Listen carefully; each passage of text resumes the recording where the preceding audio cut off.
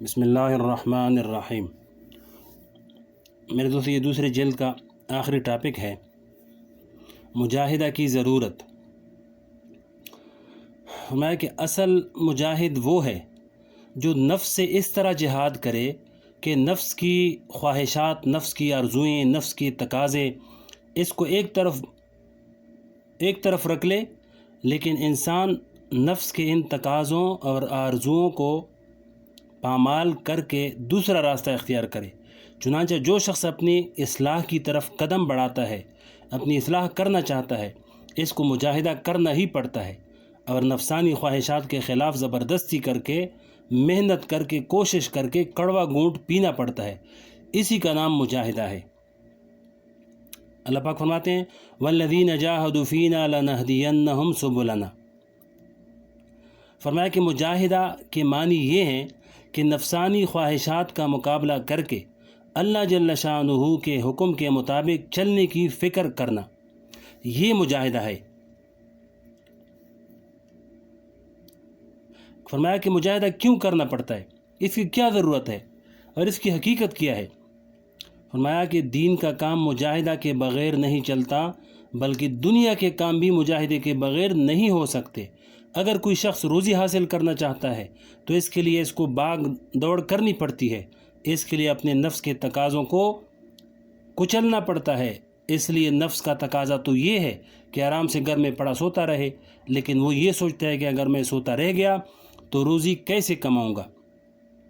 بچپن ہی سے بچے کو مجاہدے کی عادت ڈالنی پڑتی ہے۔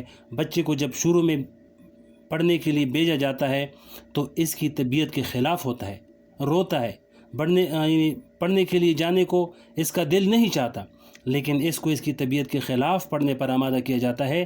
یہ مجاہدہ ہے۔ لہذا تعلیم حاصل کرنے کے لیے، روزی حاصل کرنے کے لیے، بلکہ دنیا کے تمام مقاصد کے لیے انسان کو اپنی طبیعت کے خلاف کرنا پڑتا ہے۔ اگر انسان یہ سوچے کہ میں اپنی طبیعت کے خلاف کوئی کام نہیں کروں گا، ایسا شخص نہ دنیا میں کوئی مقصد حاصل کر سکتا ہے، نہ دین کا کوئی مقصد حاصل کر سکتا ہے۔ اللہ تبارک و تعالیٰ نے اس کائنات میں 3 عالم پیدا فرمائے ہیں۔ ایک عالم وہ ہے جس میں آپ کی ہر خواہش پوری ہوگی، اس میں خواہش کے خلاف کرنے کا کوئی ضرورت نہیں، جو دل چاہے وہ ہوگا۔ اس میں انسان نفس کے خواہش کے مطابق کرنے کے لیے آزاد ہوگا، اس کو اس کے مواقع میسر ہوں گے۔ وہ عالم جنت ہے، جس کے بارے میں قرآن کریم نے فرمایا وَلَكُمْ فِيهَا مَا تَشْتَهِي أَنفُسُكُمْ وَلَكُمْ فِيهَا مَا تَدَّعُونَ، یعنی جو تمہارا دل چاہے وہ ملے گا اور جو مانگو گے وہ ملے گا۔ بعض روایات میں یہ تفصیل آئی ہے کہ مثلا بیٹھے بیٹھے یہ دل میں آیا کہ انار کا جوس پی لوں۔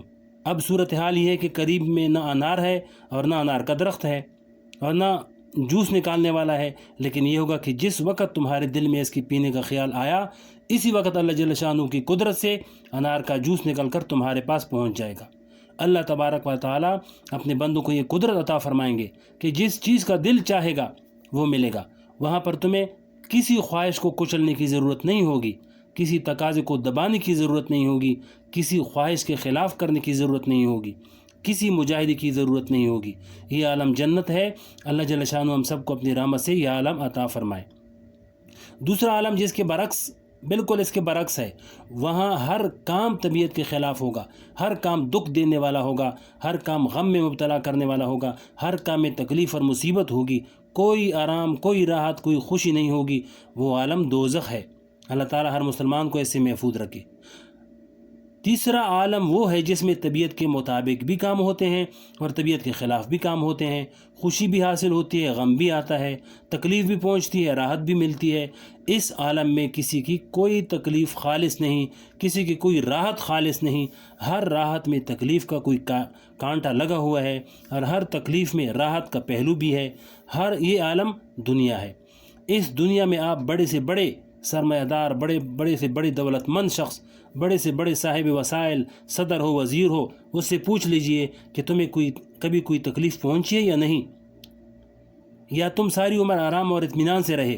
کوئی فرد بھی ایسا نہیں ملے گا جو یہ کہہ دے کہ مجھے کبھی بھی کوئی تکلیف نہیں پہنچی یا کوئی کام میری طبیعت کے خلاف نہیں ہوا، اس لیے کہ یہ عالم دنیا ہے، جنت نہیں ہے۔ یہاں راحت بھی پہنچے گی، تکلیف بھی پہنچے گی۔ یہ دنیا تو اسی کام کے لیے بنائی گئی ہے۔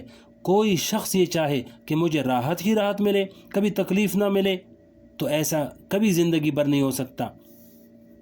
لہذا یہ دنیا اللہ تبارک و تعالیٰ نے اسی کام کے لیے بنائی ہے کہ اس میں تمہارے دل کی راحتی بھی ملیں گی اور اس کو توڑنے والے اسباب اور حالات بھی پیدا ہوں گے۔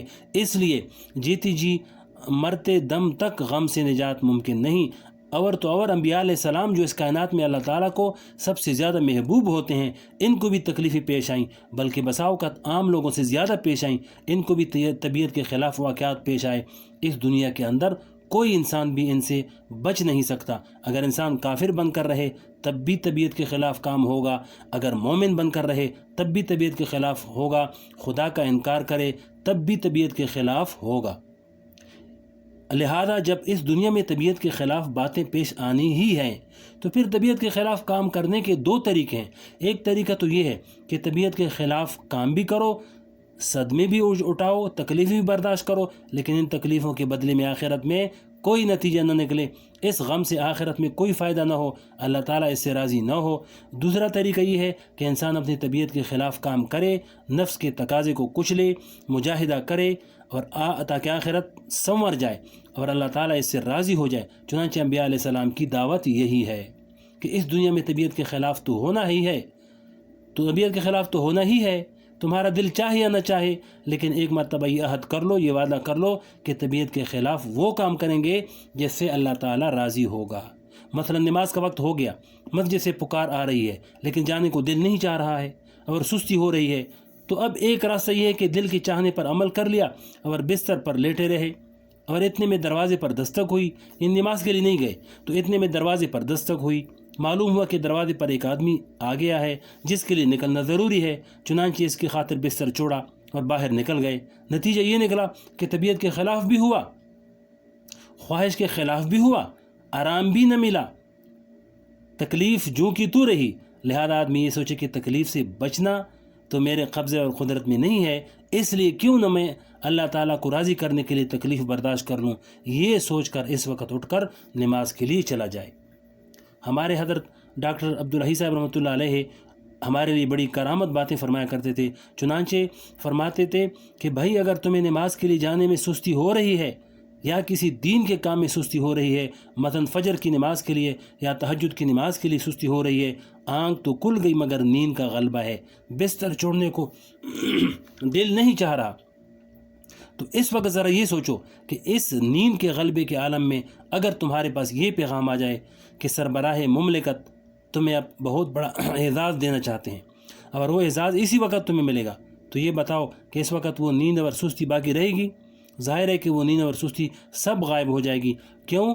اس لیے کہ تمہارے دل میں اس اعزاز کی قدر منزلت ہے جس کی وجہ سے تم طبیعت کے خلاف کرنے پر آمادہ ہو جاؤ گے، اور یہ سوچو گے کہ کہاں کی غفلت، کہاں کی نیند، اس اعزاز کو حاصل کرنے کے لیے چلے جاؤ، اگر یہ موقع نکل گیا تو پھر ہاتھ آنے والا نہیں ہے، چنانچہ اس کام کے لیے نیند اور آرام چھوڑ کر فوراً نکل کھڑے ہو گئے۔ لہذا جب تم ایک دنیا کے بادشاہ سے اعزاز حاصل کرنے کے لیے نیند چھوڑ سکتے ہو، اپنی راحت چھوڑ سکتے ہو، تو پھر اللہ جل شانہ اور احکم الحاکمین کو راضی کرنے کے لیے راحت اور نیند نہیں چھوڑ سکتے؟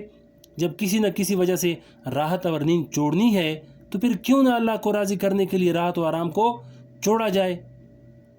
حضرات انبیاء علیہ السلام کا یہی پیغام ہے کہ اپنے نفس کو طبیعت کے خلاف ایسے کام کرنے کی عادت ڈالو جو اللہ جل شانہ کو راضی کرنے والے ہوں۔ اسی کام کا نام مجاہدہ ہے۔ جو صدمے اور جو تکلیفیں غیر اختیاری طور پر پہنچ رہی ہیں، بظاہر ان سے کوئی فائدہ حاصل نہیں ہو رہا، لیکن اللہ جل شانہ کا وعدہ ہے جو لوگ ہماری خاطر یہ مجاہدہ کریں گے، ہماری خاطر نفس کے خلاف کام کریں گے، تو ہم ضرور ان کا ہاتھ پکڑ کر اپنے راستے پر لے چلیں گے، یعنی والذین جاہدوا فینا لنہدینہم سبلنا، اور وہ راستے پر تنہا نہیں ہوں گے، بلکہ جو شخص اس راستے پر چل رہا ہے وہ محسنین میں سے ہے، اور اللہ تبارک و تعالی محسنین کا ساتھی بن جاتا ہے۔ اللہ تبارک و تعالی کیسے ان کا ساتھی بن جاتا ہے؟ اس طرح کہ شروع میں نفس کی مخالفت میں بڑی دشواری معلوم ہو رہی تھی، طبیعت کے خلاف کرنا بڑا مشکل معلوم ہو رہا تھا، لیکن جب اللہ جل شانہ کے بھروسے پر، اللہ کے توکل پر، اللہ کو راضی کرنے کے لیے چل دیے تو پھر وہی راستہ اس کے لیے آسان ہو جاتا ہے. اللہ جل شانہ اس کے لیے آسان کر دیتے ہیں. ایک شخص کو نماز کی عادت نہیں ہے، نماز پڑھنا بھاری معلوم ہوتا ہے، 5 وقت کی نماز پڑھنا مشکل لگتا ہے، لیکن اس نے نفس کے اس تقاضے کے باوجود نماز پڑھنی شروع کر دی، یہاں تک کہ نماز کا عادی بن گیا. اب عادی بننے کے بعد اس شخص کی یہ حالت ہو جاتی ہے کہ نماز پڑھنے میں کوئی مشقت ہی نہیں ہے، بلکہ اس سے اگر کوئی یہ کہے کہ 1000 روپے لے لو اور آج کی نماز چھوڑ دو، بتائیے کیا وہ شخص نماز چھوڑنے پر راضی ہوگا؟ ہرگز نہیں ہوگا. جو شخص ایک مرتبہ نماز کا عادی بن گیا وہ کبھی ہزاروں روپے لے کر بھی ایک نماز چھوڑنے پر راضی نہیں ہوگا، اس لیے کہ جس کام کو پہلے وہ مشکل سمجھ رہا تھا، تھوڑے سے عرصے میں اللہ تبارک و تعالیٰ نے اس کے لیے وہ کام آسان کر دیا. تو آگے اور بھی ہے انشاءاللہ اگلی ویڈیو میں آپ کو بتائیں گے.